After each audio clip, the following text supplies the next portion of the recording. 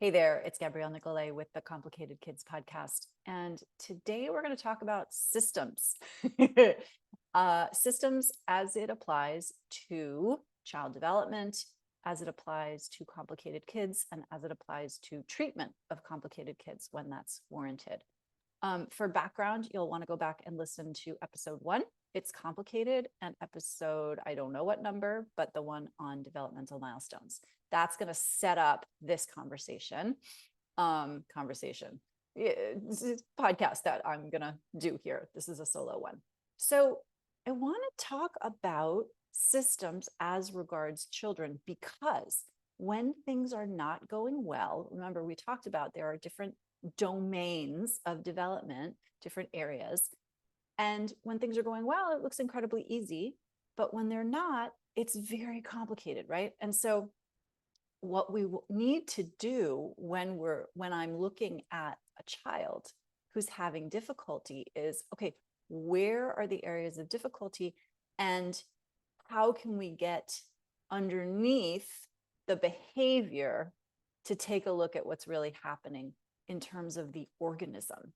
And this is really where it gets, this is where I say we need to have a systems approach.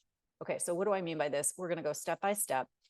The building blocks for humans are obviously very complex and also microscopic, right? So you have cells. Organisms are made up of trillions of cells, and those cells need energy from not only food, but also rest and nutrients and micronutrients and all of this kind of stuff. Okay, where am I going with this? We're going all the way back to nutrition, but way more in depth than that is like, are cells of the body getting what they need? Okay, this is like question number 1. And if we see behaviors that are, I don't want to say problematic, but let's say problematic for lack of a better term, right? When we see kids acting in ways that clearly indicate that they're having difficulty, right? We got to look at, do their bodies and brains have the building blocks for what they need in order to be growing optimally or typically, or however we want to call that, right?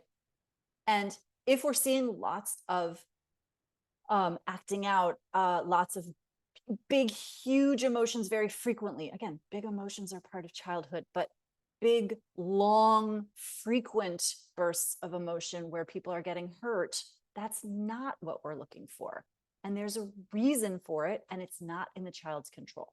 Okay, so that we're going deep, right? We're going deep into the system. Okay, so do cells in the body and brain have what they need in order to be firing together, doing their thing, all that?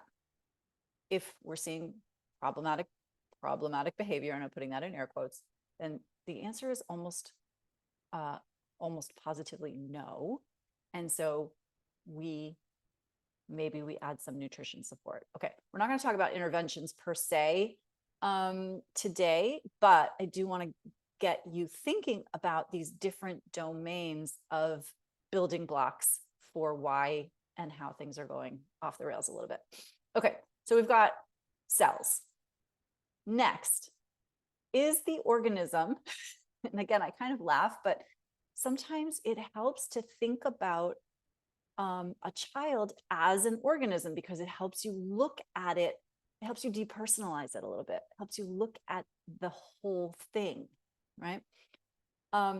Is the organism getting adequate and quality, so in terms of time and also quality, sleep? This is an area that is hugely underlooked. Is that a word? Overlooked. We don't spend enough time evaluating the quality of sleep. We just kind of assume that if kids are in their rooms all night that they're sleeping well, and that's not always the case. Again, it's not that we're going to ask if things are going well developmentally, if the child has sleep issues. But if things are not going well developmentally, one of the first questions we ask I put it next to nutrition, is sleep. we have to have good quality sleep. When we sleep, the brain literally is cleaning itself. It's like when you're in REM sleep, the Roomba upstairs is running, clearing out stuff that it doesn't need, fusing together stuff that it does need, meaning new experiences are going into long-term memory so that we can remember things that we've learned. This is huge. Like, this is like basic brain hygiene is sleep. And what we know from lots of studies is most people are sleep deprived, including children.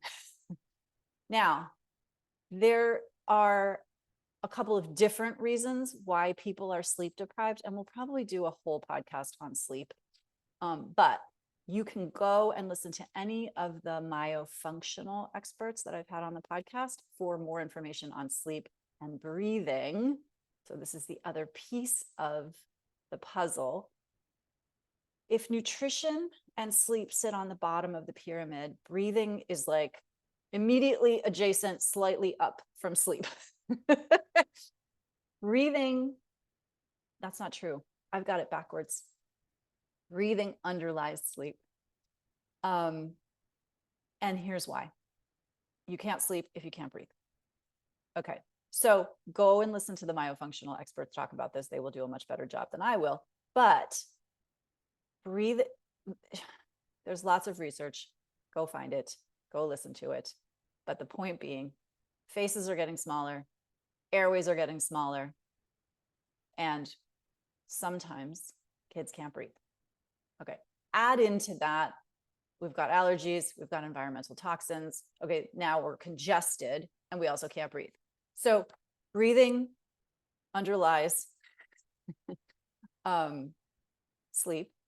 Sleep is next. Nutrition is right next to it. Okay, so as I'm looking at, again, going back to looking at this organism, right? And what we're observing is behavior during the day. We've got to go and look way underneath and turn over all of these stones to know, okay, well, what's contributing here? All right. The other piece of this is environment, always. But we want to really be clear about this idea that we have an organism with a certain set of parameters, and then we have the environment with a certain set of parameters. And lots of times when families come to me, we can tweak the environment and we can optimize it, and parents can make changes to routines, and we can make changes to the way we're talking to kids, and we can change, we can even change diet to some degree. And often that has a positive effect on what we're seeing developmentally. It helps often.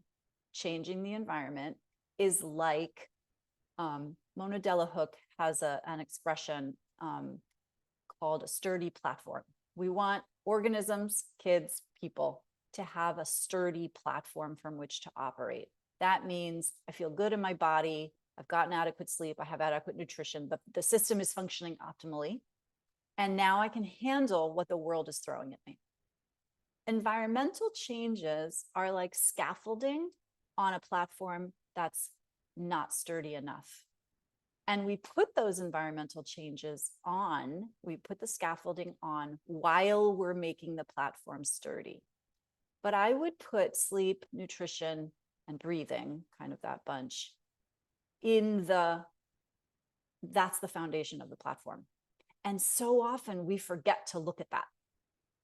And so we absolutely want to do both. We want to modify environment, and we want to look at is the underlying structure of this kid's platform, of this organism's platform, sturdy enough for what it needs to be able to do.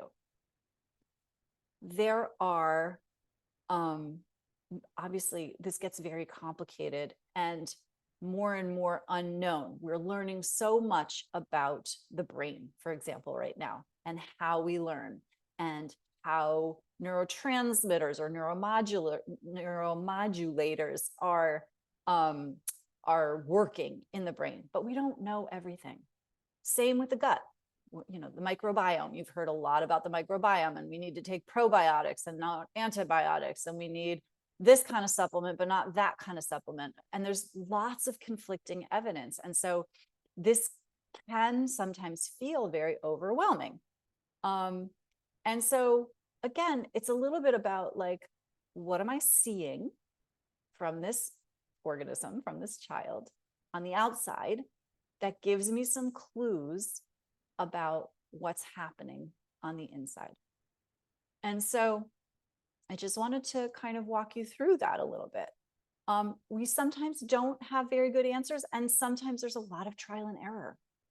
And that can feel frustrating and that can feel hopeless sometimes. And it's totally worth doing. It's totally worth finding out whether your child is breathing well at night and getting quality sleep. Because when brains are well rested, they behave better. The body behaves better. And so while we're doing a very strict bedtime routine and a very consistent set of behavioral things and environmental changes, let's also be improving the quality and the sturdiness of the platform so that we can gradually take those scaffolds off. That's kind of the goal, right? As we think long term about child development, we want to grow children who become self-sufficient adults when they can. And so the more we can be thinking about, okay, what scaffolding do we need here now? And how do we want to plan for removal of those scaffolding as the system shows us that it's ready? That's kind of the high level goal. It's not always a linear path. In fact, it's almost never a linear path, but it's totally worth doing. So lots of food for thought. I'd love to hear what you think, what questions are coming up. I call them the yeah buts. Send me the yeah buts. Yeah, but Gabrielle, fill in the blank. And if you haven't already, I'd love for you to subscribe and follow this podcast. You just hit the plus or the follow button wherever you get your podcasts. And if you're enjoying it, I'd love for you to leave a very nice review. So thank you in advance, and I'll see you next time. Bye-bye.